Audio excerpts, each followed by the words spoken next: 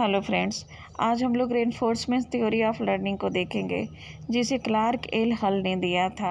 हर teaching exam के लिए पुनर्वलन का सिद्धांत बहुत ही महत्वपूर्ण है। टीचिंग एग्जाम में लर्निंग थ्योरी से 2 से 3 प्रश्न बस पूछा जाता है, इसीलिए मेरे साथ शुरू से अंत तक बने रहें।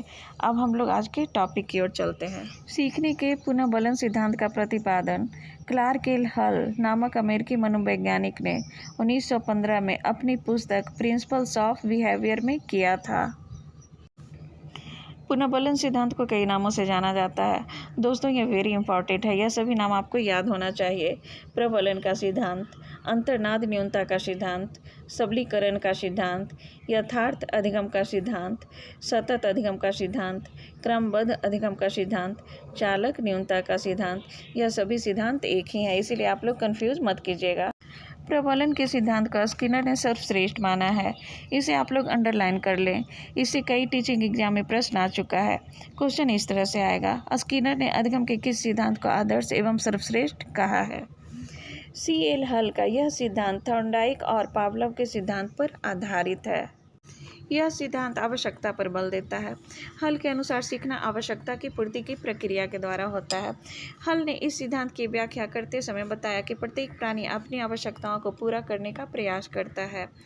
सीखने का आधार किसी आवश्यकता की पूर्ति की प्रक्रिया में होता है, अर्थात कोई भी प्राणी उसी कार्य को सीखता है जिससे उसकी किसी आवश्यकता की पूर्ति होती है। स्किनर ने हल के इस सिद्धांत को अधिगम का सर्वश्रेष्ठ सिद्धांत बतलाया है, क्योंकि यह आवश्यकता व प्रेरणा पर बल देता है, इसलिए शिक्षार्थी को प्रेरित करके ही सिखाया जाता है।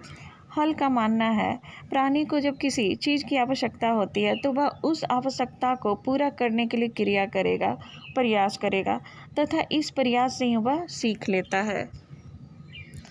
जब प्राणी की कोई आवश्यकता पूर्ण नहीं होती तब उसमें असंतुलन उत्पन्न हो जाता है। इसे एक उदाहरण से समझ लेते हैं। भोजन की आवश्यकता पूर्ण नहीं होने पर प्राणी में तनाव उत्पन्न हो जाता है, जिसके फलस्वरूप वह असंतुलन की स्थिति में आ जाता है, जिससे भूख चालक ड्राइव उत्पन्न होता है। भूख चालक उसे भोजन प्राप्त करने के लिए क्रियाशील बना देता है। भोजन की आवश्यकताएं उसे कार्य करने के लिए प्रेरित करता है।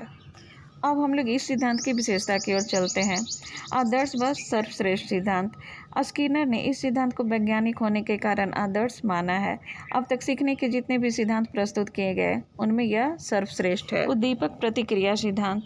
स्किनर के अनुसार हल का सिद्धांत उद्दीपक प्रतिक्रिया का सिद्धांत है।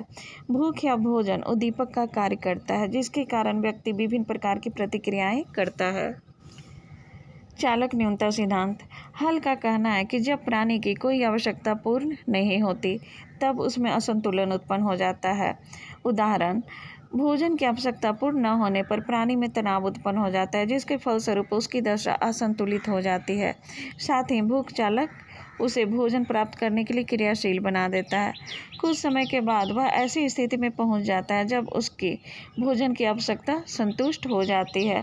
इसके फलस्वरूप भूख के चालक की शक्ति कम हो जाती है। प्राथमिक व द्वितीय प्रबलन। हल ने प्रबलन के 2 रूप बताए हैं, जो विभिन्न अवस्थाओं में दृष्टिगोचर होते हैं। प्रेरणा पर बल। यह सिद्धांत बालकों के शिक्षण में प्रेरणा पर अत्यधिक बल देता है, क्योंकि बालकों को प्रेरित करके ही उसके ज्ञान की आवश्यकता को पूर्ण किया जा सकता है। बालकों की क्रियाओं व आवश्यकताओं का संबंध। इस सिद्धांत की सबसे महत्वपूर्ण देन यह है कि यह बालकों की क्रियाओं और आवश्यकताओं में संबंध स्थापित किए जाने पर बल देता है। उनकी आवश्यकताओं को ध्यान में रखकर ही पाठ्यक्रम का निर्माण किया जाना चाहिए। इसके अतिरिक्त उनकी क्रियाओं का वास्तविक जीवन से संबंध होना चाहिए। आधुनिक शिक्षा इन दोनों तथ्यों को स्वीकार करती है। इस वीडियो में हम लोगों ने हल के सिद्धांत को पढ़ा और समझने का प्रयास किया। इसी के साथ मेरा आज का वीडियो समाप्त होता है। यदि मेरा वीडियो आपको अच्छा लगे तो लाइक और सब्सक्राइब कीजिएगा। तब तक के लिए नमस्कार।